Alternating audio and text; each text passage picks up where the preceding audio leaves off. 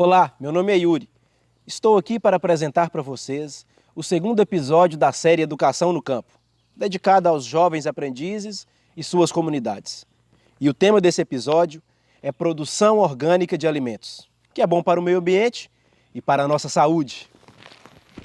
Os alimentos orgânicos são aqueles produzidos sem o uso de agrotóxicos sintéticos, transgênicos ou fertilizantes químicos. As técnicas utilizadas no processo de produção orgânica respeitam o meio ambiente e são voltadas à qualidade da produção. Quem conhece sabe, o sabor, a aparência e até o tamanho do alimento muda quando são produzidos dessa forma. Então segue essa trilha para conhecer tecnologias e novas formas de produção. Vamos ver?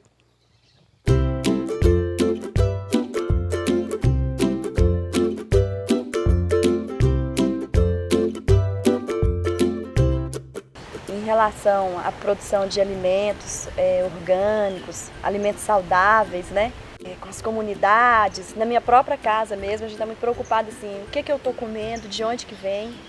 E quanto mais é possível eu produzir o meu alimento, além de eu ter certeza de onde que ele vem, da qualidade, o que foi usado para produzi-lo e como que ele foi produzido, sem desrespeitar nenhuma lei da natureza, sem agredir o solo. Nós vimos que é possível produzir um alimento de qualidade, bonito, gostoso, porque as coisas têm que ser bonitas, né, para a gente querer experimentar, né? Primeiro o olho da gente brilha, olha que lindo, que bonito, aí você sente o cheiro, vê as cores. A gente tem que se preocupar dentro da agricultura orgânica, né, como é que está sendo essa produção. Não só produzir muito, mas que qualidade tem essa produção, de modo que ela possa servir, né, ela não possa trazer nenhum prejuízo, nenhum problema para a população. Pesquisas e estudos têm demonstrado que os agrotóxicos são extremamente prejudiciais ao nosso organismo.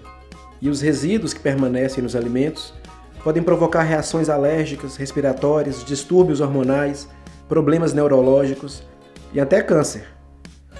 Sabemos que a intensa utilização de produtos químicos na produção de alimentos afeta o ar, o solo, a água, os animais e as pessoas, e em gestantes pode até causar a contaminação do leite materno e a má formação do feto.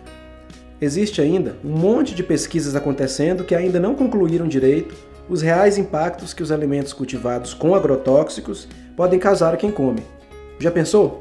Por mais que essa agricultura mais moderna, né, ela não faça parte do dia a dia do agricultor familiar, né, em relação a princípios, em relação às tecnologias, em relação aos custos, mas ela teve também como base muita sabedoria, né, já desenvolvida pelos agricultores familiares. Então, esse é um valor também fundamental. A agricultura familiar produz 70% dos alimentos consumidos pelos brasileiros, segundo o Ministério da Agricultura. Outros programas do governo também incentivam e priorizam esse tipo de cultivo. A merenda das escolas públicas, por exemplo, deve ser produzida por agricultores locais e sem agrotóxico. Assim, as crianças e jovens consomem na merenda um alimento saudável e fresco. Outra coisa também interessante, que esse conceito ele tem que estar no conhecimento de todo cidadão, toda pessoa.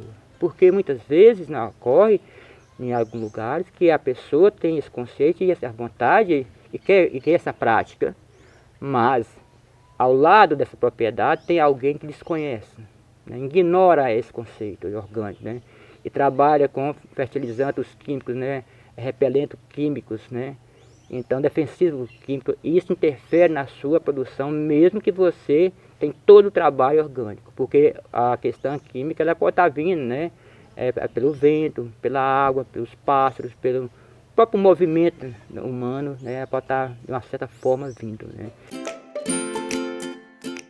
Aqui a gente vai falar dos benefícios, mas principalmente de tecnologias simples e de baixo custo, baseadas na permacultura, claro, para esse tipo de produção.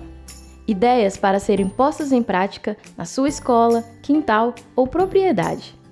Mas antes, a gente vai ver que é muito importante entender onde cada coisa deve ficar. O famoso cada um no seu quadrado, que nesse caso vai ajudar você a organizar melhor o seu quintal ou propriedade e economizar energia humana na sua lida diária. Essa prática é chamada de zoneamento.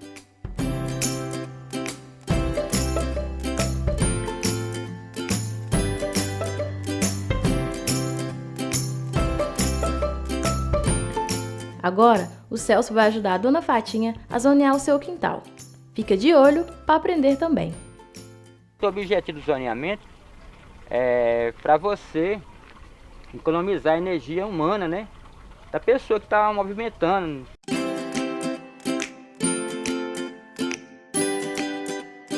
Zona 1, dentro dela, ela é composta dos elementos que você, o dia a dia, precisa de todos eles para fazer o manuseio, né, das outras áreas, né? Principalmente a casa, você tem que morar na casa, né? E depois da casa vem a questão dos pequenos animais.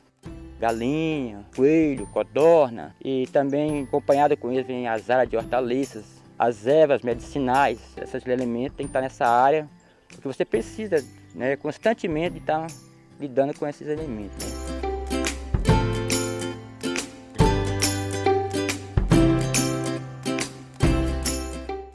A zona 2 é uma área mais destinada a frutíferas. Aqui já está bem definido mesmo a questão da zona 2, né? Olha, pé de laranja, né? Pé de laranja, outro pé de laranja, um pé de caju, mais laranja, né? Um pé de coco, enfim, então aqui já está bem Goiaba, fechando manga, bastante, né? E a senhora está fazendo corretamente, né? Aproveitando o máximo possível desse espaço aqui, porque tem muita matéria orgânica, ainda tem muita luz, né? Que é propício para as hortaliças, né? Então aqui é a sua zona 2, mesmo que tenha os canteiros de hortaliças, né? Mas assim que essas plantas, né? Olha aqui o limoeiro, né? E a intenção é de plantar mais, né? Mais frutíferos, né? Eu estou vendo ali um pé de romã, né? Assim que essas plantas fecharem, né? A horta vai ter que dar espaço só para as frutíferas. E aí, a senhora concentrar o trabalho de hortaliças lá na parte mais próxima à casa, onde é a zona 1. A zona 3, ela pode ser mais afastada da casa ainda de que a zona 2, porque ela determina uma área de plantar grãos, né? Milho, feijão, pode ser intercalado com mandioca, outros produtos que a região for propícia à produção. Essa área aqui então é a sua zona 3. Mesmo que o cavalo não pode estar aqui na zona 3, que é pequenininha, mas aí vai cortando. mas pode cortar a vegetação que tem aqui na zona 3, está levando. Tá fazendo, né? Tirando e leva e passa. Para alimentar os animais de trabalho, né? E também quando está todo limpo aqui, que é todo o capinho, a cana, aí só pode entrar com um plantio do milho, né? Cuidar mesmo, né? A permacultura é isso, cuidar do que se tem, né? Ter amor ao trabalho, amor à plantação, amor às vidas, né? Não à vida, às vidas. Né? E nessa área aqui, pode ser feita a zona 4, da senhora.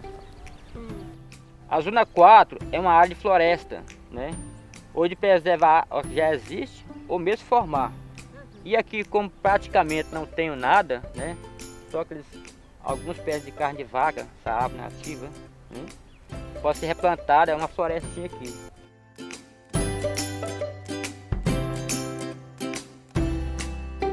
Aqui no sítio, por exemplo, tem um bom exemplo disso, que é uma área de zona 4 que nós temos nas margens do rio Jequitinhonha, onde era uma grande praia, e hoje podemos ver que hoje já virou uma floresta. E tem outra parte também que é zona 4, na parte montante do sítio, onde já tinha uma vegetação, e precisa de você só apenas, né, aumentar essas espécies, né, e a quantidade dessas vegetações que já existem na região.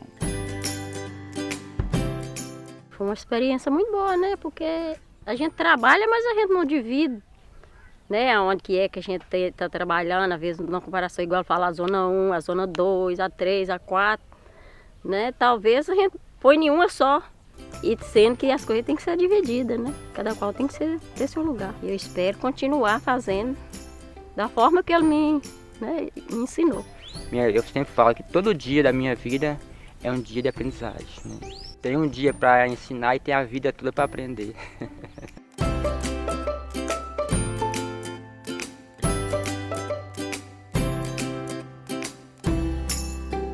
Digamos assim, uns 8 anos atrás, né?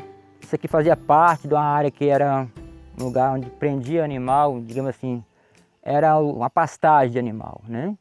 Então, a terra muito compactada, né? E a gente começou a produzir fazer nossa compostagem aqui. Naquela época a gente não tinha esse material em abundância como tem hoje, né? A gente pegava bagaço de cana na comunidade de Gravatá, né? Uns 30 quilômetros mais ou menos de distância do sítio, né? E triturava esse material e fazia o compostagem. Então essa área aqui era uma área que nós produzíamos uma média de 200 metros cúbicos, né, de composto.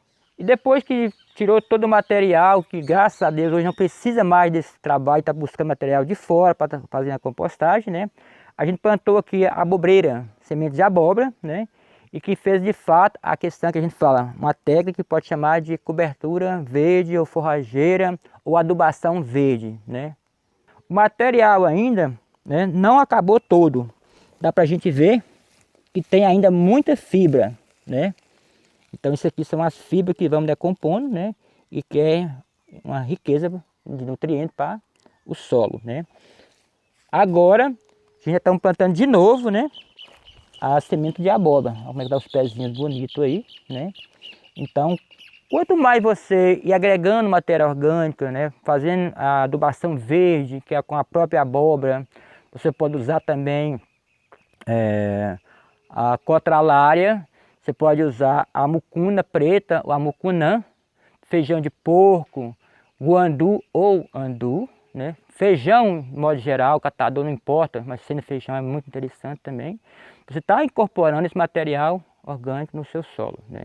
E quando você trabalha com essa adubação verde, usando as plantas propícias para esse trabalho, você tem outras riquezas. Não só da questão matéria orgânica acumulada no solo, mas também com a fixação dos nitrogênios no solo, o qual a mucuna tem esse papel de fixar o nitrogênio no solo. O corante também tem, todos os feijões também têm esse poder, né, de fixação do nitrogênio no solo. Então o solo vai ficando sempre mais rico, né? E que esse nitrogênio, você sabe, que ele é fixado e depois ele sai de novo, então ele fica circulando, né? Então você sempre tem que estar recuperando essa área com essa adubação verde.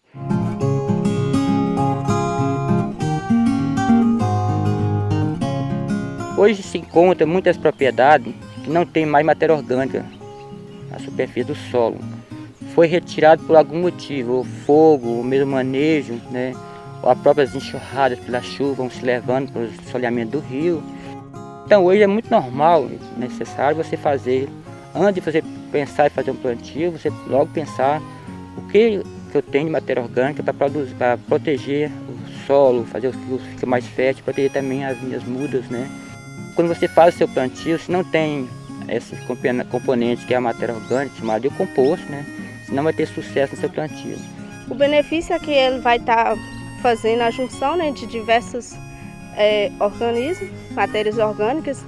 Daí assim vai levar uma quantidade de nutrientes maior para a planta e uma diversidade maior, porque assim vai estar suprindo a necessidade que a planta tem na hora de se desenvolver.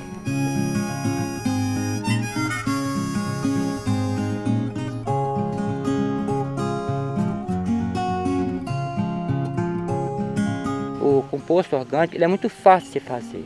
Você pode colocar toda a matéria orgânica que você tem em casa, organizando elas em pias, né?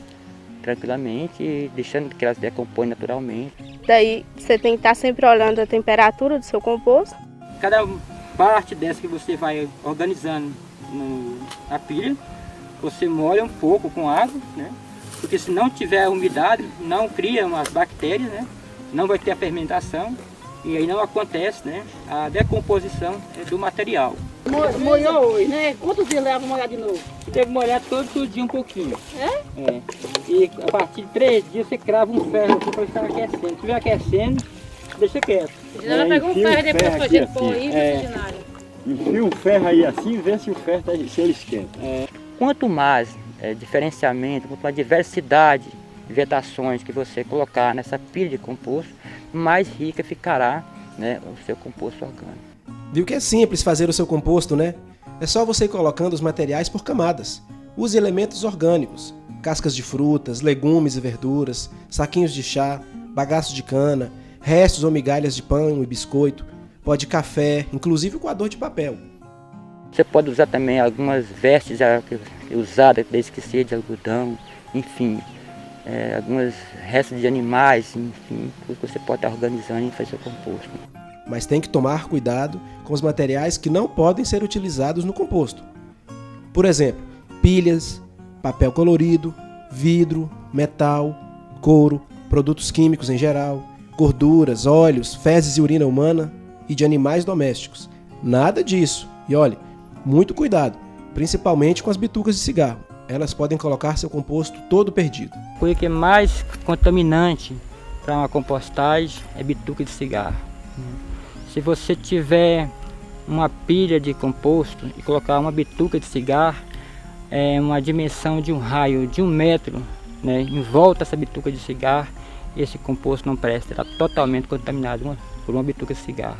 Então isso aí tem que ser radical, não pode usar de jeito nenhum. A terra precisa de alimentação, igual a gente precisa. E a alimentação da terra é a questão do composto orgânico.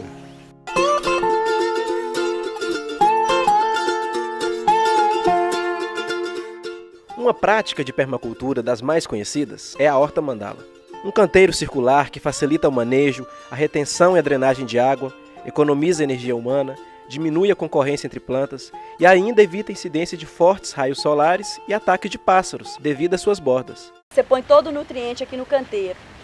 Quando a gente coloca as bordas, ela protege, porque ela não deixa escorrer, não deixa, quando molha, lavar a terra. Então ali você está alimentando, a terra só vai cada vez melhorando mais. Às vezes assim no canteiro, no chão, você desperdiça mais, gasta mais esterco, adubo, né?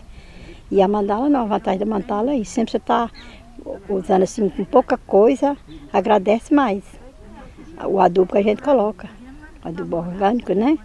É possível construir a mandala com pedras, pedaços de madeira, garrafas PET, telhas usadas, tijolos ou bambus. Pode estar mudando de variedade, uma vez a gente planta uma coisa, né? De outra vez planta outra, a hortaliça sai melhor, para não ficar plantando só uma qualidade de coisa na mandala.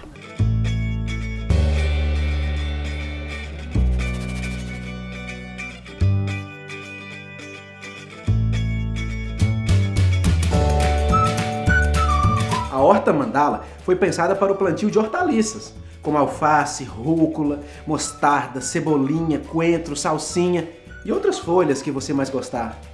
Mas como bom mesmo é buscar maneiras diferentes e inovadoras para tudo, já tem gente plantando até alho na horta mandala. Eu espero que agora esse ano eu plantei alho, né? Que é a primeira vez que eu plantar em mandala. Eu espero que com fé em Deus ele pode produzir, mais que no canteiro.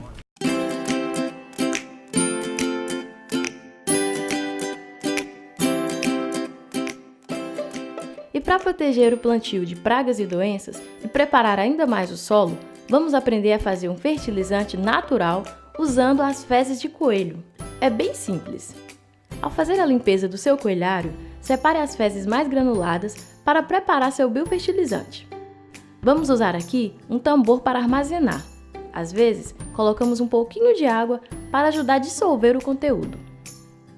E aqui a parte de baixo, do fundo do tambor, eu tenho alguns furos feitos com a furadeira, aonde eu coloco esse balde de 18 litros, né, e coleto esse material.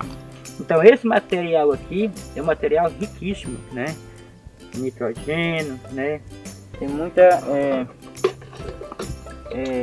fertilidade, tanto para plantas e como também para a terra, né? Depois, vamos diluir esse líquido com mais água.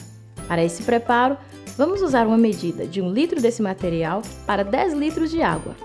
Deixe descansar por 3 dias para eliminar um pouco a acidez que prejudica suas plantas. Eu estou trabalhando aqui sem luva, porque eu já tenho um pouco de habilidade, mas as pessoas que forem usar, é bom usar luva, não porque vai estragar a mão, mas por causa do cheiro, né? Não é um cheiro ruim não, mas é um cheiro bem concentrado. Pronto, agora é só espalhar no seu canteiro. Fácil de fazer, não é? E existem outros fertilizantes que podem ser feitos com recursos que temos. Você pode pesquisar e encontrar um que seja mais acessível para fazer na sua casa ou escola. O importante mesmo é produzir tudo sem usar nada químico, para não contaminar os alimentos, nem a água, nem o solo. Boa sorte! Aquele ato do meu trabalho, né, eu tenho que pensar o seguinte, que essa produção que eu estou produzindo ali, alguém vai consumir. Ou a minha família, ou eu, outra pessoa, e que muitas vezes pessoas que eu não conheço. Essa hora que vem a questão da responsabilidade. Que eu tenho que pensar o seguinte, que essa pessoa que vai ingerir essa alimentação que eu estou produzindo, ele precisa, ele merece, tem todo o direito a ter qualidade de vida. E ninguém é possível ter uma qualidade saudável de vida se ele não tem uma boa alimentação. Entendeu? Então isso é o fundo da questão, isso é uma grande responsabilidade. Porque no mundo que nós vivemos hoje, muitas pessoas que produzem alimentos, né, de uma forma ou de outra, muitas vezes não se preocupa com a qualidade de vida da pessoa que vai consumir aquele produto que ele está produzindo. Eu estava muito preocupado com a questão econômica, quanto eu vou ganhar, quanto eu vou ter de lucro, né? E quando eu falo isso, a gente tem que pensar o seguinte, que muitas vezes você tem que trabalhar mais na questão do valor, não na questão do preço. Porque um preço, uma vez você pagou, findou a questão, acabou a questão. E valor não acaba. Quando você pratica valor, a tendência é de sempre agregar mais valor, aumentar mais valor. Estou falando de vida com qualidade.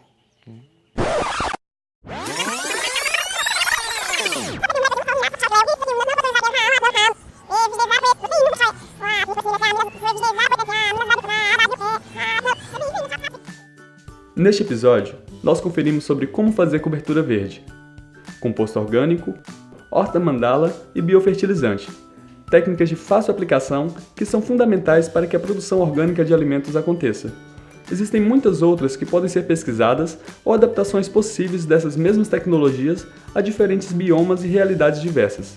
Agora é só pesquisar, juntar o povo e mão na massa. Às vezes assim no canteiro, no chão, você desperdiça mais, gasta mais esterco, adubo, né?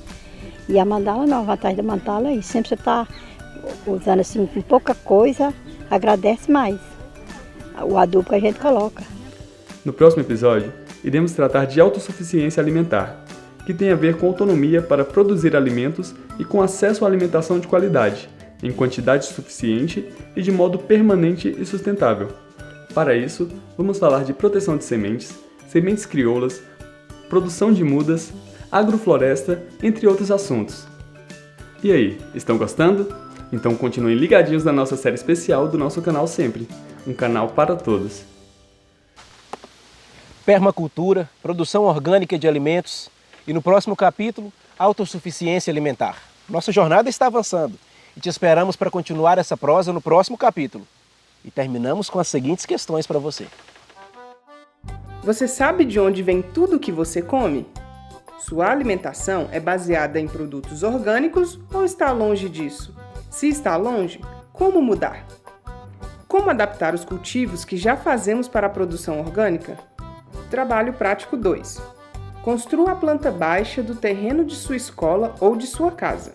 E nele, faça o desenho das zonas permaculturais. 1, 2, 3, 4 e 5. Se puder, é claro. Trabalho prático 3. Construa um canteiro de hortaliças e legumes que seja 100% orgânico em sua escola ou em sua casa. Solo, compostagem, semente, adubo, canteiro e etc. Trabalho prático 4. Construa em sua escola um minhocário utilizando os recursos materiais disponíveis. Trabalho prático 5. Organize em sua escola uma feira de alimentos orgânicos produzidos nas casas dos alunos e na vizinhança da escola. Trabalho prático 6. Organize em sua escola um festival de saladas e sucos variados e criativos, utilizando-se apenas produtos orgânicos. Importante refletir e agir. Até o próximo episódio!